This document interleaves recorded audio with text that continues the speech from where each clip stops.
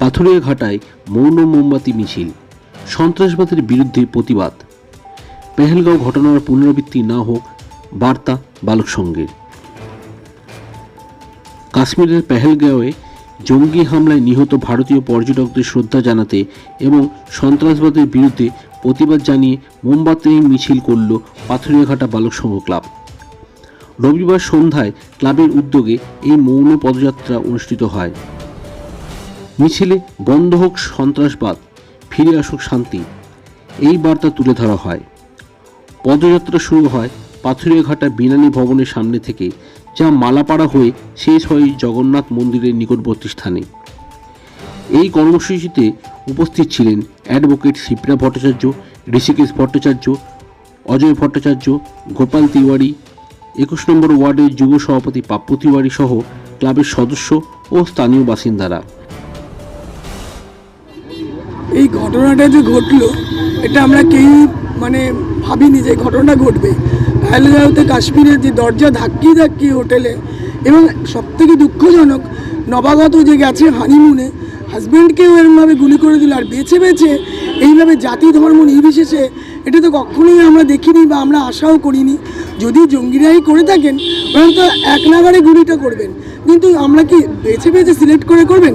এখানেও একটা রহস্য আছে।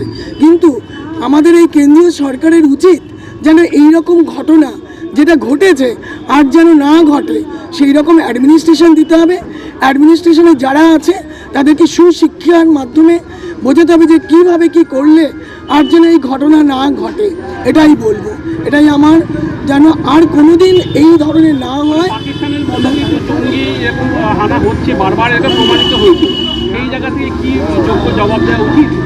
এটা যোগ্য জবাব দেওয়া তো কেন্দ্রীয় সরকারের একদম উচিত। আমি তো এটাই বলছি, জানো, উনি এমন দৃষ্টিতে দেখেন, এমন দৃষ্টিতে দেশকে শাসন করেন, মনের দৃষ্টিটা খোলান, যেন এইরকম যেন না ঘটনা ঘটে, প্রাণ নিয়ে যেন হানাহানি না করে। অনেকভাবে শিক্ষা দেওয়া যায়, কিন্তু এই যে একটা ঘটনা এত বড় ঘটলো, প্রত্যেকের সংসারেও ক্ষতি হলো এবং তাদের জীবনটাও চলে গেল। জীবন নিয়ে এই ঘটনা যেন না ঘটে আর দেশে, এটাই আমি বলবো সকলকেই। আমার নাম অ্যাডভোকেট শিপ্রা ভট্টাচার্য। এখানে হিন্দু, মুসলিম, শিখ, ইসাইয়ের ব্যাপার নয়। ভারতবর্ষকে অশান্ত করার একটা প্রচেষ্টা, বিদেশি শক্তির মদতে আজকে ভারতবর্ষকে একটা পরিস্থিতি এমন একটা জায়গায় নিয়ে যাওয়ার চেষ্টা হচ্ছে, যেটা কিন্তু কাম্য নয়। কারণ ভারতবর্ষের সংবিধান হিন্দু, মুসলিম, শিখ, ইসাই সমস্ত ধর্মের মানুষকে নিয়ে ভারতবর্ষ। এতগুলো মানুষ, নিরীহ মানুষের প্রাণ গেল আজকে, এটা দুঃখজনক ঘটনা। ভারতবর্ষ সংবিধান এটাকে মানে না, কিন্তু ইমিডিয়েট কেন্দ্রীয় সরকারের উচিত যে এর যোগ্য জবাব দেওয়া।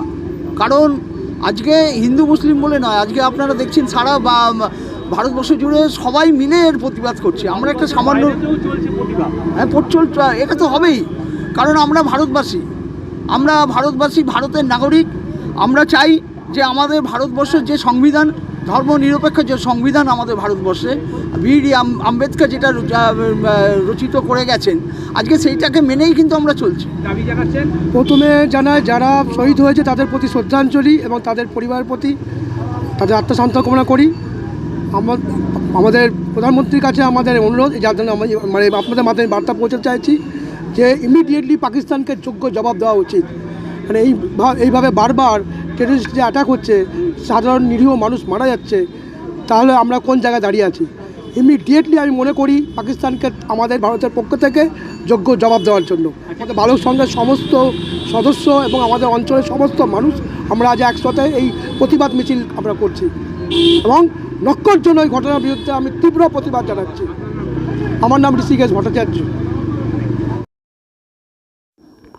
কলকাতা থেকে সৈকত দাসের রিপোর্ট, খবরের সন্ধানে।